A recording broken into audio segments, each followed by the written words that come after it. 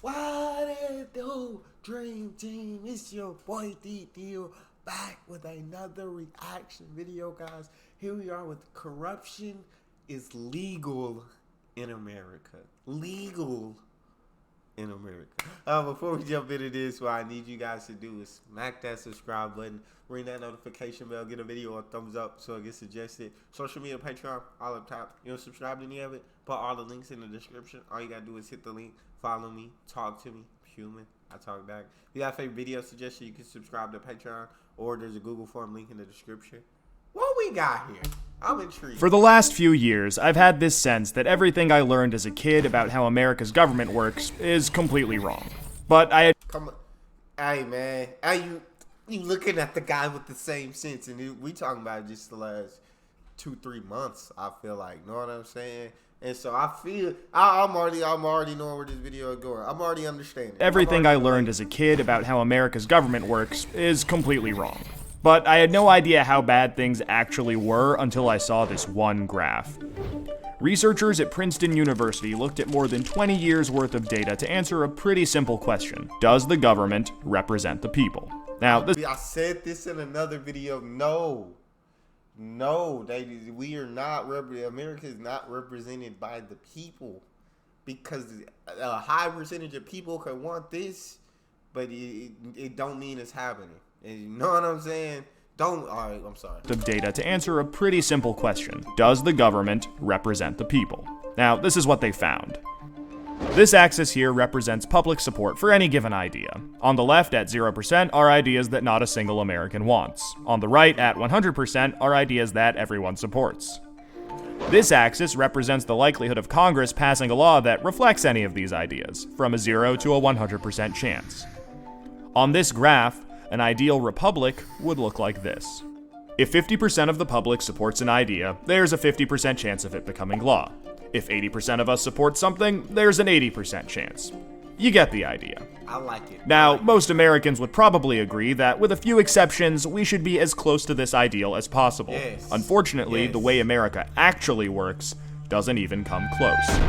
Take an idea that... I already know. You ain't even gotta tell me. I'm already knowing this. Hey, definitely not. It's how it should work. It's how it should be. Definitely not how it is. The way America actually works doesn't even come close. Take an idea that nobody supports, literally nobody, and it has about a 30% chance of becoming federal law. Now, take an incredibly popular idea, the most popular idea this country has ever seen, and there's also about a 30% chance of it becoming law.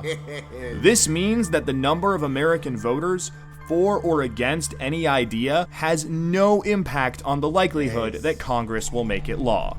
Put another way, and I'm just going to quote the Princeton study directly here, the preferences of the average American appear to have only a minuscule, near zero, statistically non-significant impact upon public policy. So if you've ever felt like your opinion doesn't matter and that the government doesn't really care what you think, well, you're right. I'll be saying this, bro, because I've watched these videos and I've learned, like, the American people have said, know what I'm saying? There's high percentages, there's so many statistics where they said they want these things, yet we keep going the complete opposite way with law. We're like, no, we're not going to give it to you. But it's like, if 90% want this and are asking for it, then why are we still not trying to implement it?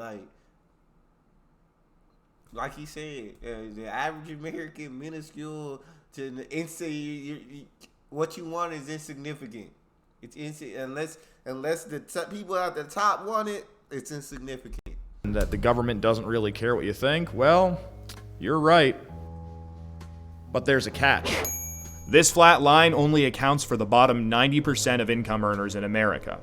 Economic elites, business interests, people who can afford lobbyists, they get their own line. Look at how much closer their line is to the ideal. When they want something, the government is much more likely to do it. And when they don't, they have the power to completely block it from happening, no matter how much the rest of the country supports it. They get what they want, and guess who ends up paying for it?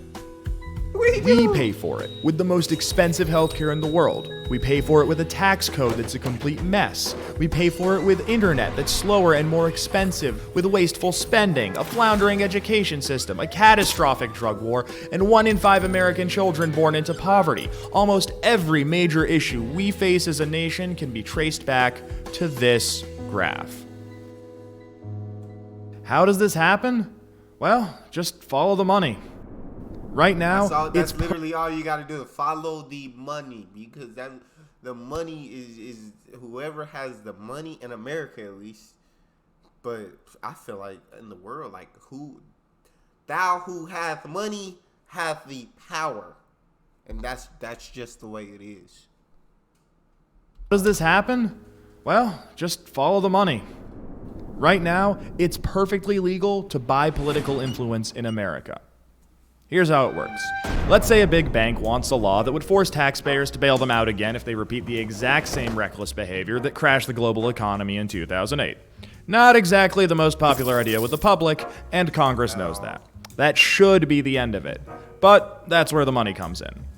It's perfectly legal for our bank to hire a team of lobbyists whose entire job is to make sure that the government gives the bank what it wants. Then those lobbyists can track down members of Congress who regulate banks and help raise a ton of money for their re-election campaigns.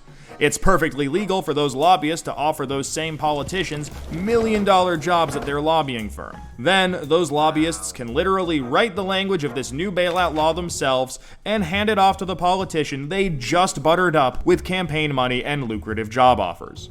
And it's perfectly legal for those politicians to take the lobbyist-written language and sneak it through Congress at the last second. So now you've got a law that greatly benefits the banks, and the whole process can start over. This is how a bill becomes a law. A special interest hires some lobbyists, those lobbyists collect campaign contributions, offer jobs, and then write the laws that Congress then passes to help those same special interests. This happens every day on every single issue with politicians of both parties. In the last 5 years alone, the 200 most politically active companies in the United States spent $5.8 billion influencing your government. Those same companies got $4.4 trillion in taxpayer support. And that's trillion, with a T. And that's just the top 200 companies. Never mind every other special interest, every union, every trade association, and every billionaire. Every single one of them can use their money to buy political influence. You know, there's this idea out there that this only became a problem after the Supreme Court's Citizens United decision in 2010. But the data goes back almost 40 years, and the results are clear.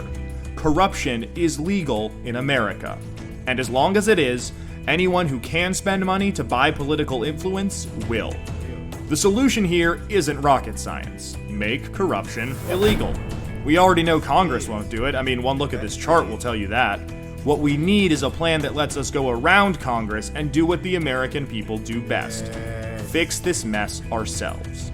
Well, good news. We have that plan and it's already working. Now that we've got the problem covered, let us show you how to be part of the solution. Oh, everything. Because we need to know.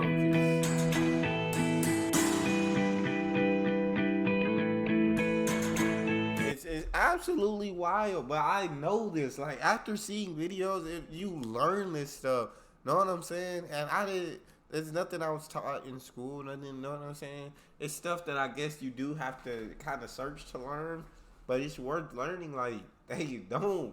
It's the people at the top literally control everything. Like, when it comes, if you have the money, you have the power to control everything, and it's that simple. Only the top 1%, the bottom 99%.